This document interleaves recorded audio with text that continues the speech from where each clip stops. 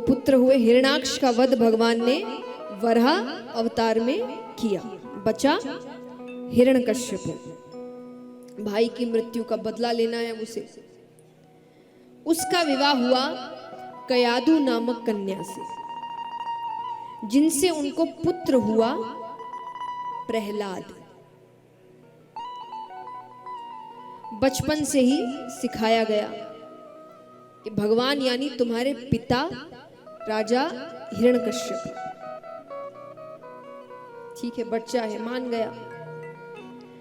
अब यहां पर भगवान से युद्ध करना है तो भगवान जितना शक्तिशाली तो बनना पड़ेगा उसकी नजर में, वरना भगवान जितना शक्तिशाली तो कोई है ही नहीं। पर उसे ऐसा लगता है तो उसने कहा कि उसके लिए तप करना पड़ेगा, कुछ वरदान लेने पड़ेंगे। तो अपनी पत्नी से कहता है कि मैं तपस्या करने जा रहा हूं, कब लौटूंगा पता नहीं। ठीक है, जाता है, कुछ दूर जाके पेड़ के नीचे बैठता है, तब शुरू कर रहा है ब्रह्मा जी को प्रसन्न करने की कोशिश। उसी पेड़ पर एक सूवा बैठा था, सूवा यानी तोता। उसने कहा नारायण नारायण नारायण। हिरण्यकश्यपु ने कहा आज दिन ही खराब है। तब शुरू किया नहीं कि शत्रु का नाम हो गया, तो वापस घर लौट आया कि आज नहीं शुरू करेंगे। अब शगुन हो गया उसकी नजर में। घर आ गया तो पत्नी ने कहा कि आप तो तप करने गए थे, इतनी जल्दी लौट आए। उसने कहा रे मैं गया, पर वो पेड़ के नीचे बैठा था तो पेड़ पर एक सूवा बैठा था, उसने कहा नारायण नारायण नारायण। पत्नी यहां पर सोचे कि ऐसे तो भगवान का नाम ये कभी लेता नहीं, हमेशा शत्रु है, विष्णु शत्रु है। मुश्किल से इसने 3 बार नाम ले लिया। अब ये 3 को मैं 108 करवा दूं, एक माला तो हो गई। पर कैसे कराए, उसे डर लग रहा है, जल्दी से तो नाम लेते नहीं। अब वो हर कुछ देर में काम करे, काम करते करते आए, ऐसे दिखाए जैसे आप पहली बार नजर पड़ी है, और फिर पूछा अरे आप तो तपस्या करने गए थे ना। अरे वो कहे मैंने अभी तो बताया तुमको, मैं गया था, पेड़ पर एक सूवा बैठा था, उसने कहा नारायण नारायण नारायण। 6 करते करते वो रात तक 105 बार नाम कहलवा लेती है, बाकी बचे। और अब उसको इतना डर लग रहा है क्योंकि उसने इतना परेशान कर दिया है पूरे दिन।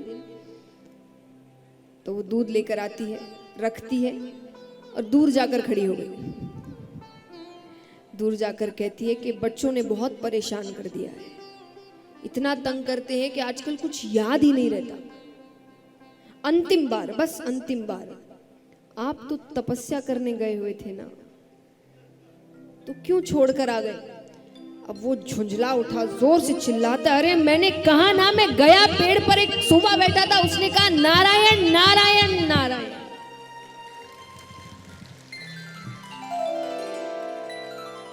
पत्नी कहे अब याद रहेगा।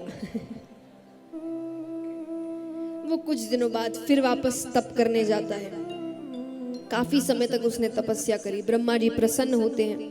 ब्रह्मा जी ने कहा क्या चाहिए वरदान में। उसने पहले कहा मुझे अमरता का वरदान दो। क्या दो? अमर कर दो मुझे। ब्रह्मा जी कहते वो मेरे हाथ में नहीं, अमरता का वरदान विष्णु भगवान दे सकते हैं, और कुछ मांगो। तो वो कहे तो फिर अब आपने तो मेरा वरदान ठुकरा दिया, तो उसके हिसाब से मैं जो भी मांगूंगा मुझे देना पड़ेगा। ठीक है, ब्रह्मा जी कहते मांगो। तो क्या मांगता है? 12 महीने होते हैं, 12 महीने में किसी महीने में ना मरूं, ना दिन में मरूं ना रात में मरूं, ना घर के अंदर मरूं ना घर के बाहर मरूं, ना नर से मरूं ना पशु से मरूं, ना अस्त्र से मरूं ना शस्त्र से मरूं, ब्रह्मा की बनाई हुई सृष्टि में किसी से ना मरूं। ब्रह्मा जी ने कहा तथास्तु। ये तो अमरता ही हो गया। जब कोई मार ही नहीं सकता तो वो मरेगा कैसे? अब तो उसके अंदर जो शक्ति आई है वो वापस अपने राज्य लौटा। यहाँ पर बच्चे थोड़े बड़े हो रहे, प्रहलाद जी बड़े हुए, खेलते खेलते राजमहल से बाहर चले गए तो कुमारिन का घर मिलता है। वो कुमारिन के घर में वो देख रहे कि वो कुमारिन रो रही है। प्रहलाद जी ने पूछा तो उसने कहा कि मैंने बिल्ली के 2 बच्चे पाले थे, मैंने ध्यान नहीं दिया कब वो इस मिट्टी के पात्र में बैठ गए और मैंने इसको आग पर चढ़ा दिया। अब मैं प्रार्थना करी हूँ भगवान से, वो जल गए हैं कि उनका ध्यान रखे, उनके प्राणों का ध्यान रखे। प्रहलाद जी कहे इसमें रोने की क्या बात है, मुझे कह दो, मैं भगवान से क्या आता हूं।